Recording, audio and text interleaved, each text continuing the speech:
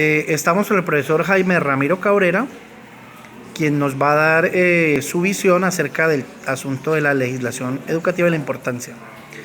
Profesor Jaime Cabrera, inicialmente queríamos preguntarle de qué manera considera usted que los tratados internacionales en materia de educación, afectan la educación en Colombia. Los tratados internacionales afectan la educación en Colombia de manera positiva. Colombia es miembro de la Organización de Naciones Unidas, entonces tiene la obligación de acogerse a las actualizaciones que en esa materia se van realizando. Hay unos tratados que se denominan vinculantes, entonces son de obligatorio cumplimiento.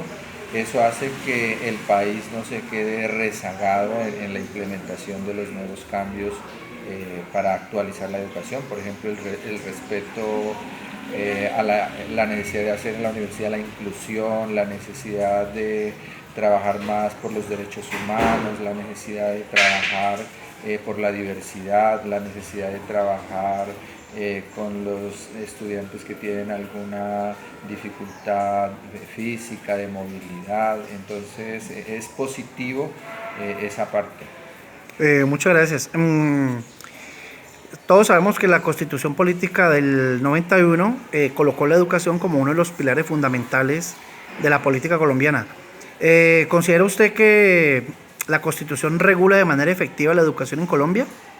Mire que la Constitución del 91 con la Ley 30 dio la posibilidad de que en Colombia pasáramos de tener pocas universidades a tener muchas universidades por la necesidad de ampliar los cupos, ¿no? Eso al principio fue problemático porque aparecieron lo que se denominó las universidades de garaje. La calidad ahí quedó en entredicho, pero el país hace unos 10 años ha venido regulando esa parte, implementando estándares internacionales de calidad y obligando a los programas que ofrecen las universidades a acogerse a esas normatividades, lo que ha hecho que un poco la calidad vaya mejorando, aunque sabemos que la calidad de la educación en Colombia comparada con otros países es baja. Desde hace unos 8 años para acá se ha venido discutiendo la necesidad de actualizar la ley 30. Recordemos el movimiento estudiantil en oposición a esa parte, que hay una preocupación de la educación pública, el gobierno con la intención de privatizarla, de volverla un poco más difícil el acceso. Aquí en Colombia la educación no es igual para todos, ¿no? Las universidades públicas tienen muchas limitaciones en cuanto a su financiación. Entonces, yo pienso que esa ley 30 del 91 hay que hacerle algunos cambios, ¿no? Todos los movimientos estudiantiles que hay en Colombia en los últimos 10 años están procurando hacer las actualizaciones que esa ley requiere en cuanto a financiación. Por ejemplo, mire lo que ha hecho el sindicato FECODE en Colombia, precisamente de la necesidad de ampliar en el sistema general de participaciones la financiación. Yo pienso que esa ley entonces hay que irla actualizando, y precisamente la normatividad internacional lo que ayuda es a eso, ¿no? Bueno, ya en el campo de las instituciones educativas, ¿de qué manera cree usted que el PEI actúa o si actúa de manera efectiva o no al interior de las instituciones educativas como tal?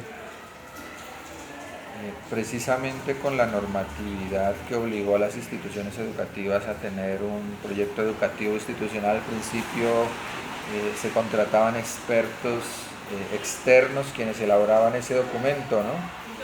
Donde estaba toda la parte pedagógica, didáctica, de evaluación.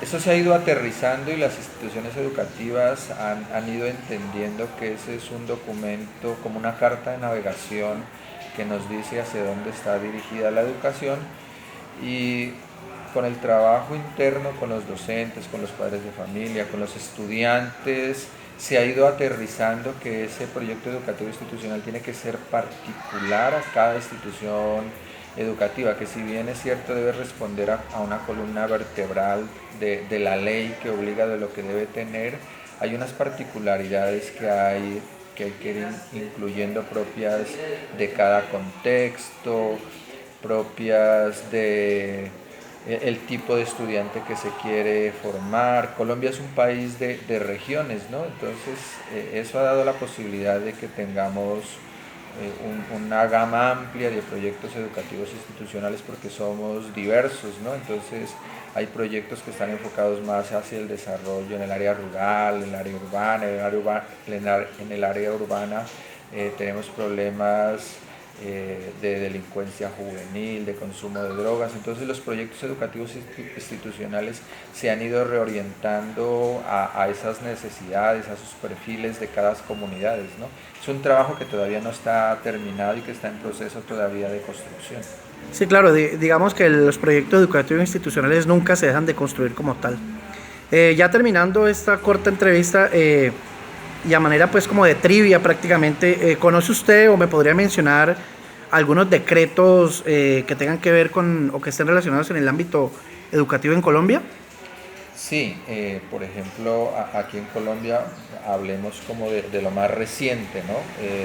Si bien no es un decreto, la ley 1620 aterriza todo lo que tiene que ver con la convivencia en las instituciones educativas, ¿no? Es una parte que veníamos rezagada porque esa ley ahora aterriza todas las convenciones internacionales que Colombia debe acogerse como país miembro de las Naciones Unidas, y entre esas está, por ejemplo, la parte de la inclusión, la parte de la diversidad, la parte, por ejemplo, del trabajo diferenciado que se debe hacer con los estudiantes que vienen de otras regiones. Está, por ejemplo, la ley 1098 que reglamenta igualmente toda esa parte de la ley de infancia y adolescencia y que hay que tener en cuenta en las instituciones educativas para el debido proceso.